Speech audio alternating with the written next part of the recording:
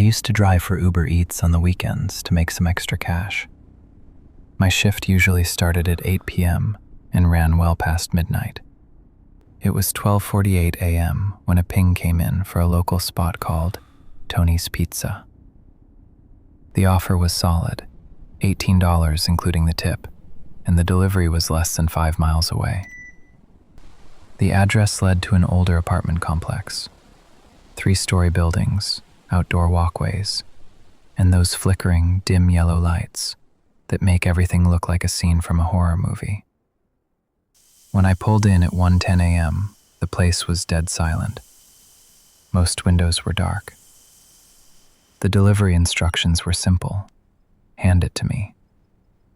I climbed the stairs to the 3rd floor, apartment 3B. I knocked. No answer. I waited 30 seconds and knocked again. My phone buzzed. A message through the app. Coming down. I stopped knocking and waited. A second later, I heard a door open and heavy footsteps, but not from the unit in front of me. It came from the floor below. I peered over the railing, but the shadows were too thick to see anything. I messaged back. I'm at your door, 3B. The reply was instant. I know, just a minute. That's when the hair on my neck stood up. I was standing inches from the door of 3B, but there was zero sound coming from inside. No TV, no footsteps, no breathing. Just a heavy, hollow silence. Then my phone rang. An in-app call. A man's voice, impossibly calm, whispered, "You're wearing a black jacket, right?" I froze. I looked up and down the walkway. Empty. Yes, I stammered. Where are you? There was a 2-second silence. Then he just said, "Good." He hung up. Right then, a door at the far end of the hallway creaked open. A man stepped out, but he didn't look at me. He just walked down the stairs toward the parking lot without a word. My phone buzzed again. Another message. Why are you nervous? I hadn't typed a word. I hadn't moved. How did he know I was shaking? Suddenly, a notification popped up. Customer has updated delivery instructions. I opened it. It now said, come downstairs. I didn't move. A second later, the headlights of a car parked in the furthest, darkest corner of the lot flickered on. It was aimed directly at the stairs. One last text arrived. I see you. I didn't care about the tip anymore. I dropped the pizza in front of the door, snapped a quick photo, and bolted. I didn't go back down the main stairs. I ran to the opposite side of the building, jumped down the back staircase, and sprinted to my car. As I scrambled inside and locked the doors, I heard a car door slam somewhere nearby. I didn't wait. I floored it. 10 minutes later, the notification came. Order canceled by customer. The next day, I drove back in broad daylight. Apartment 3B had a bright orange eviction notice taped to the glass, dated 2 weeks prior. The unit was completely gutted, empty. The messages and the call were bad enough, but the way he said, I see you, still keeps me up at night. Because he wasn't looking through the peephole of 3B. He was watching me from the dark, and I still have no idea which shadow he was hiding in. Every year, my dad, my sister, and I would go out to the same rural house about an hour away from the nearest town. At night, there were no streetlights, no passing cars, just moonlight and trees. The house was old, wood siding, large windows facing a thick forest. The first night we arrived, it was freezing. The wind moved through the trees in long, hollow whistles. The first strange thing I noticed was that the small storage shed next to the house was slightly open, My dad always locked it. He shrugged and said it was probably the wind, then closed it without thinking much of it. Inside, everything looked normal. Nothing was missing, nothing was broken. But something felt off, like the house didn't feel the same as I remembered. That night, I was lying in bed when I heard something faint, a dragging sound. It sounded like something being slowly pulled across the ground beneath my window. I told myself it was just the wood shifting in the cold, but it happened again, 3 times, each time with almost the same rhythm. I got up and pulled the curtain back to look outside. That's when I saw it. Footprints in the mud below my window. The rain had just stopped earlier that evening, which meant they were fresh. I told my dad. He went outside with a flashlight. The prints started at the edge of the woods and led straight to my window. Then they just stopped. They didn't circle back. They didn't continue forward. They just disappeared. My dad said maybe it was an animal, but they didn't look like animal tracks. They were too defined, too deliberate. The second night, we heard the doorknob move, slowly. Once, then again. My dad grabbed a flashlight and opened the door quickly. No one was there. But the ground was muddy, and there was a single footprint right in front of the door. Just one. Like someone had been standing there, close, watching. Later that night, I heard something else. Breathing, soft, right outside my window. I froze. I knew it wasn't the wind. I slowly sat up and looked toward the glass. There was a thin layer of fog on the outside, and on it, a half-circle shape, like someone's breath had just pressed against the window. I yanked the curtain open. Nothing, just trees.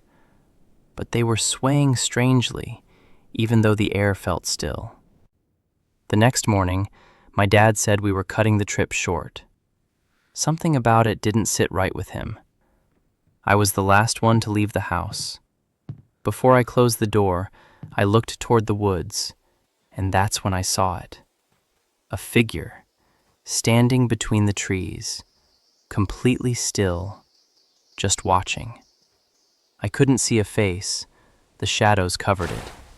I blinked, and it was gone. I told myself it was just my imagination.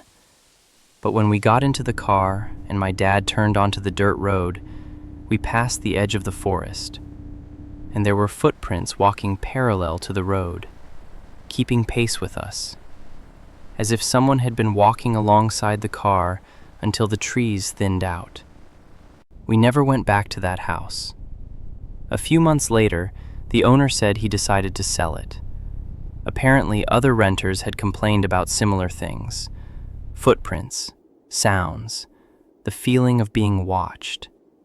To this day, I don't know if it was just someone living in the woods or something else entirely. But I know one thing. It never tried to break in. It never tried to hurt us. It just wanted us to know that it was there. I was 16 when I got a job at a local pizza place. After working there for about 6 months, I managed to save up enough to buy a cheap car. I hated not being able to drive myself, but I was excited to start making deliveries instead of working inside the shop all the time. It was a regular weeknight, and I had just gotten in after school around 5 p.m. My shift was until 10:30, and things were pretty quiet. It was busy for the first couple of hours, but by 8 p.m., it abruptly slowed down. There were no deliveries to make, and I was just sitting around waiting. But around 9, an order came through. Just 2 medium pizzas, and it was headed to a house on the outskirts of the city. I grabbed the order and started driving. It wasn't busy out, just a few cars here and there. But after I had been on the road for about 5 minutes, I noticed a car pull onto the road from a side street and start following me. The roads were empty, and they could have easily passed me, but they stayed right behind me. I didn't think much of it at first, to be honest. It was just another car, right? But as the next 5 minutes passed, the car remained right behind me. I made a turn into the neighborhood, and when I glanced in my mirror, I saw their headlights appear, turning onto the road I was driving on. That felt like a strange coincidence. What were the chances that the only other car on the road would be headed to the same small neighborhood as me? I guess it was possible, but it made me more aware of the situation. I kept driving. This road was through the woods, with individual houses spread out on either side. Some were right up against the road, while others had long driveways leading to their homes. As I drove deeper into the neighborhood, I finally saw the mailbox with the right address. I turned into the driveway and checked my mirrors again. A few seconds later, the car passed by and continued down the road. I remember feeling relieved, thinking it was just a coincidence and that I was overthinking things. I drove up to the end of the driveway, which wasn't too long, maybe about 200 feet. I parked, grabbed the pizzas, and walked up to the door. I knocked a couple of times. The porch light was on, but none of the interior lights were. No one answered at first. I knocked again, and about 30 seconds later, a woman opened the door. She looked to be in her early 30s, wearing a nightgown, and appeared tired. She said she hadn't ordered any pizza, and that she had been trying to sleep. She seemed annoyed, but, understandably, was probably just woken up. I apologized and turned around to walk back to my car, but something caught my attention. When I looked up, I froze. The same car that had been following me was now parked right behind my car. The headlights were off, but I could see the fog coming from the exhaust, meaning the engine was still running. I felt an instant rush of unease. Had they been living there with the woman? Or was it something related to the pizza order? Either way, everything felt wrong, too coincidental. I rushed to my car and got in, tossing the pizzas onto the passenger seat. I started the car, but the vehicle behind me didn't move. The driveway was tight, and there wasn't really any space to go around them. So I pulled forward toward the house, hoping they'd see that I was trying to leave. But the car remained right in the middle of the driveway, blocking my exit. We both sat there for about 30 seconds, just staring at each other in silence. Then everything clicked. The car had been following me. The timing was no coincidence, and the car blocking me in wasn't just a mistake. They were setting up a trap. I started to panic, and in that moment I could feel my heart racing in my chest. I didn't know what to do. Then, without warning, 2 men got out of the car. They were wearing black hoodies and hats, their faces mostly hidden. They started walking towards my car quickly. I hit the gas immediately, trying to drive around them and past their car, but there wasn't enough room. The wheels slipped off the driveway, and I skidded in the dirt, ramming into a tree. It wasn't a hard crash, but it was enough to stop me from driving further. I didn't take any chances. I jumped out of the car and started running. I could hear one of them yelling and chasing after me, but after a few moments, their footsteps faded. I ran through the woods, trying to keep my bearings. Once I was far enough away, I quickly pulled out my phone and called 911. The police arrived, but by the time they got to the scene, the car and the men were gone. My car was never recovered. Later, I learned from the police that this was a common scam. These men used random addresses to lure delivery drivers in, hoping to trap them and steal their cars, or worse. The fact that one of them chased me makes me think they didn't intend to let me go. I got lucky that night. The summer nights in the mountains were quieter than usual. My friend Mark and I decided it was time to try camping in one of the abandoned parks, far away from the usual crowded spots. We had found an old map at a local shop, and we were told that the park used to be full of activity, until it was shut down due to a strange accident that occurred there. Even the trail leading to the site was unmarked in some places, and most of the map was unclear. But we were eager for the adventure, so we decided to go for it. We arrived in the early afternoon and started setting up camp. The park was full of thick bushes and tall trees all around us. The place seemed eerily quiet, almost too quiet. There were old paths, but they were overgrown, showing that the place had been abandoned for years. As we were sorting out our gear, we discovered something odd. Strange marks on the ground, like footprints that didn't belong there. We decided to go for a walk on the trail to see if we could figure out what was going on. Eventually, we made our way to one of the old towers in the park. It looked like it hadn't been used in a long time, but there were signs that someone had been there recently. There were strange things on the ground, like blood-covered handprints, and something about the place just didn't sit right with us. Then, from the distance, we noticed movement between the trees. We barely caught a glimpse of a group of people, maybe 4 or 5 of them, walking slowly through the forest. We were surprised to see anyone else out here, especially since no one was supposed to be at the campsite. From where we stood, we couldn't make out their faces, but we saw their figures moving through the woods. We tried pointing them out to Mark, but by the time he came over to look, they were gone, swallowed up by the forest. We figured we had imagined it and carried on with the day, talking and relaxing as the sun began to set. We built a small campfire and sat around it. The night was calm at first, just the sound of our voices and the crackling of the fire. Then, we heard something else. It was faint, but we both heard it. Voices, multiple voices, talking to each other. We couldn't tell what they were saying or even if they were speaking in our language. The voices came from way out in the trees, and that's what made it even more unsettling.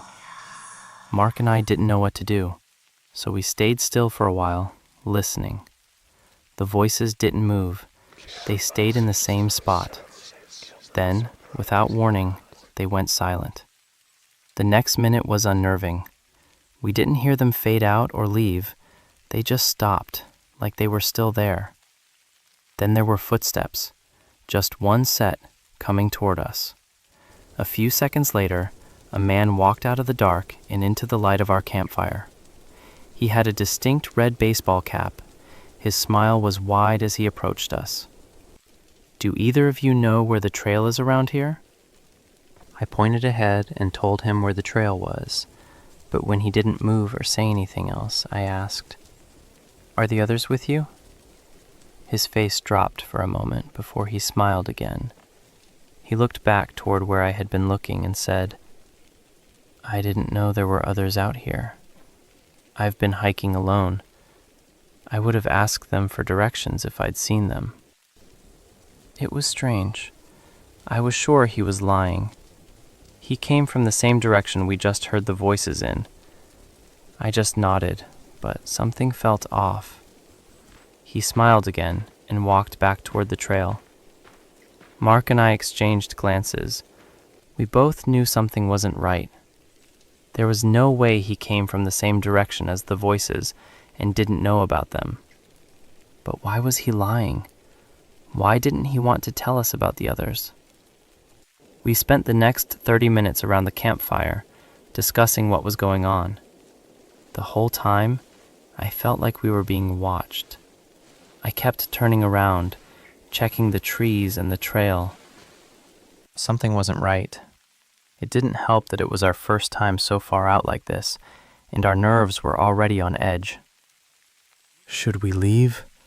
Mark finally asked, his voice shaky. I thought for a moment. "Yeah, let's go." We started packing, but the feeling only got worse. The more we packed, the more it felt like something was wrong. Just as we threw our bags on our shoulders and stomped out the campfire, a single footstep crunched behind me. We both whipped our heads around. Without the fire, it was pitch black. The woods were eerily silent now. For a moment, I hesitated. I fumbled for my flashlight in my backpack, took it out, and turned it on. There, standing only 10 or 15 feet in front of me, was the same man with the red baseball cap. He was staring at us, his blank expression unsettling. He wore that same wide smile, his eyes cold and lifeless. In a panic, I turned off the light and both of us sprinted toward the trail. Disturbingly, I could hear multiple footsteps behind us, some of them sounding like they were running through the woods beside us. The footsteps faded, but we kept running, desperate. We made it back to the car, out of breath but unharmed. We drove away, shaken but relieved. We still don't know what happened that night. Who was out there? Why were they hiding? It's been a long time since, but I don't think I'll ever go camping again. My uncle offered me his house while he vacationed in Europe. It felt like freedom handed to me. My aunt and cousin left first. He stayed behind. Said he had business. When he finished up, he handed me the keys. A few weeks alone, that was the deal. He knew I wanted to live alone. I thought this was my first real step. No friends, no hanging out in the yard. He was very specific. I figured it was the snow. Too much of it. Maybe he didn't want me getting hurt. He left the fridge packed, like I wouldn't need to step outside at all. At first, it was better than I imagined. Quiet, peaceful, mine. Everything felt perfect. Until the middle of the night. The noise woke me up. Not fear, just confusion. Like something testing the door. There was nothing there, just darkness. And that moonlight cutting through the room. I just stood there watching, not realizing something else was already happening. I just stood there watching, not realizing something else was already happening. Then I heard it again, from downstairs, from the front door. Maybe something hit the door. Just the wind. It had to be. I turned on every light. Then I checked the peephole. I opened it just a crack. The footprints led straight to me. I slammed it shut, locked it fast. Who would be out there?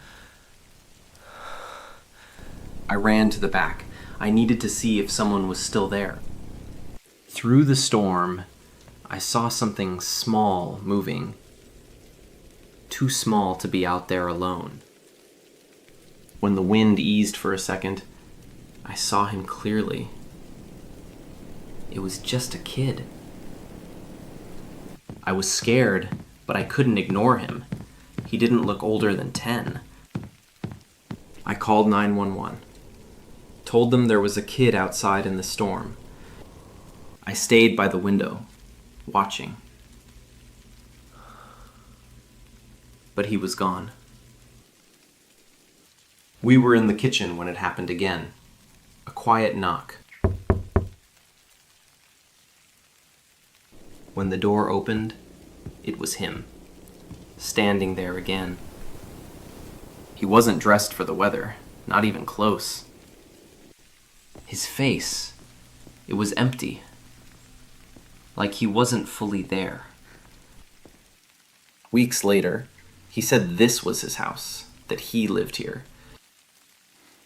2 missing kids, same house, same timing. And my uncle always gone. This happened last winter, during one of my overnight shifts. I woke as a park ranger in a restricted wilderness zone. Most nights are quiet. That night the storm came in fast. The kind that makes the forest feel different. About an hour into the storm, my radio clicked on. Then I heard a voice. Please, I'm lost. The voice was weak, barely audible through the static. I checked the signal location. It was coming from the old Firebreak Trail. That trail has been closed for years. I grabbed my rain gear, my headlamp, and stepped outside. I thought it was just another lost hiker. The Firebreak Trail hasn't been maintained in years. Most hikers don't even know it exists, and no one is supposed to be out there. I radioed back to dispatch. I told them I was heading toward the signal. That's when it came through again. Please, I'm still here. The voice sounded closer this time. I checked the signal coordinates again. They hadn't moved. It was coming from directly ahead. Then the radio went silent. No static, no signal. Just dead air. That's when I heard it. Not from the radio. From behind me. Please, I'm lost. It wasn't coming through static this time. It repeated the exact same way. Same tone, same pause. Like a recording. That's when I saw something. A small light. On the ground.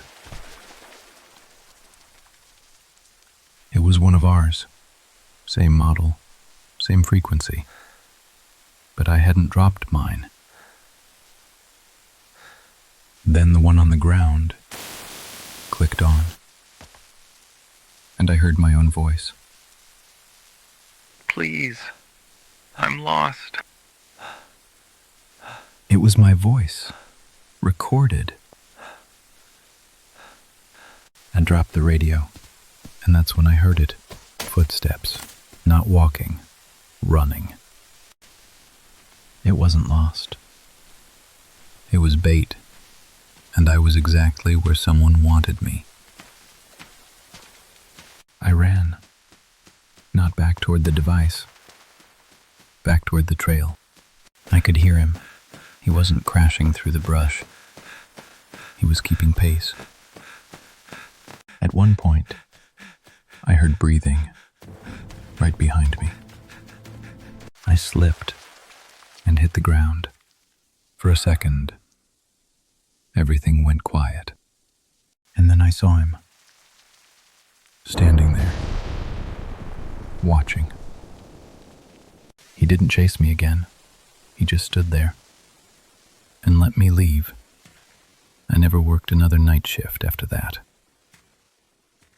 I remember thinking it was normal, just another car. But it never passed. It never fell back. It stayed the same distance. At first, I didn't care. Highway driving, someone's always behind you. But time kept passing, and it stayed. Same distance. So I speed up. Not a lot, just enough to test it. And the headlights speed up too. I didn't like how it felt, so I took the next exit. No reason, just to see if it would follow. That's when it started, that feeling. Nothing was wrong, but it wasn't right either. I pulled over, completely. I wanted proof. I wanted it to pass and end. No horn, no pause, just gone. Its taillights faded into the fog like they were swallowed. I sat there, a full minute, hands locked on the wheel, telling myself I was fine, telling myself it was nothing. Then I drove again, because stopping felt worse, because sitting still felt like inviting something closer. 5 minutes later, I reached a small intersection, and on the corner, an old gas station. All the lights were off. No cars, no people. Just that building, sitting in the fog. I didn't plan to stop.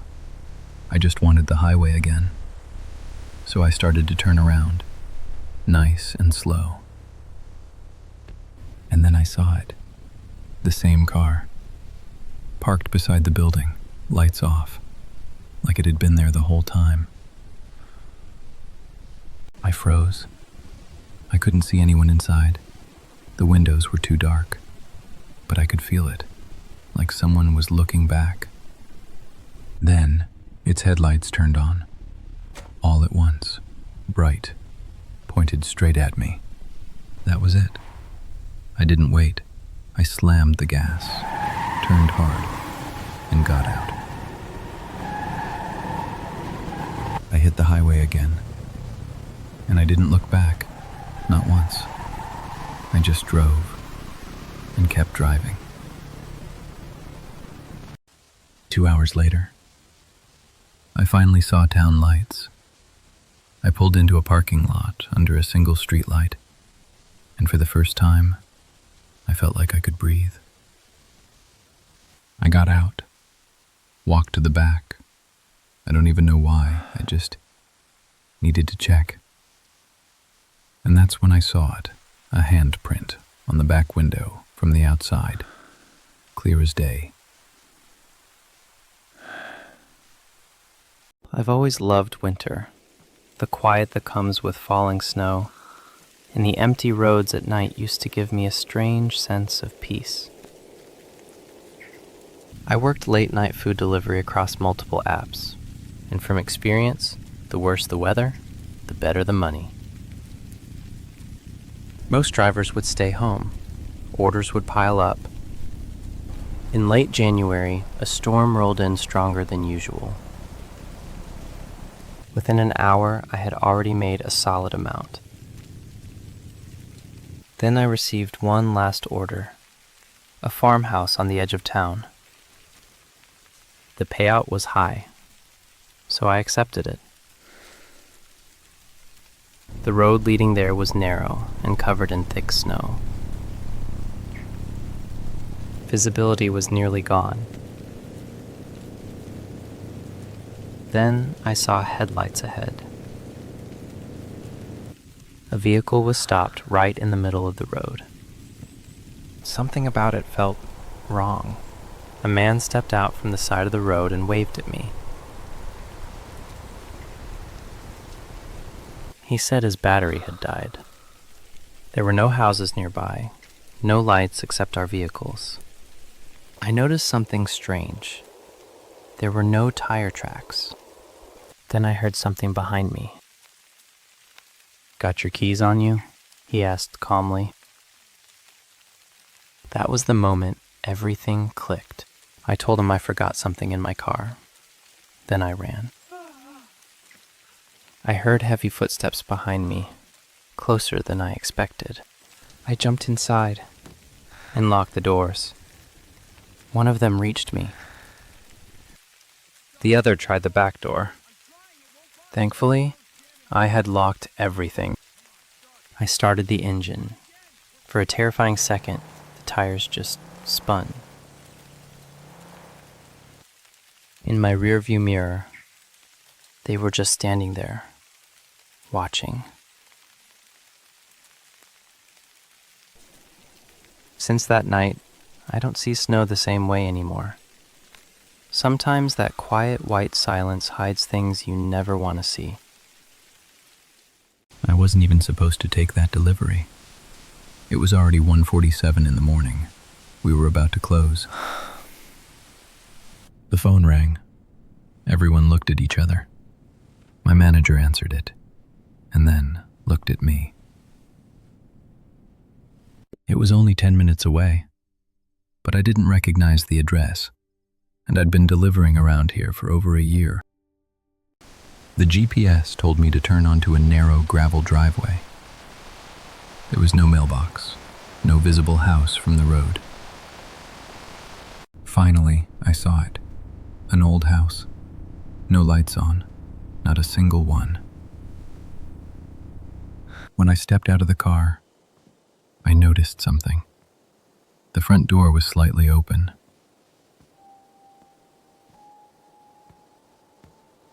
I knocked, no answer. I knocked again.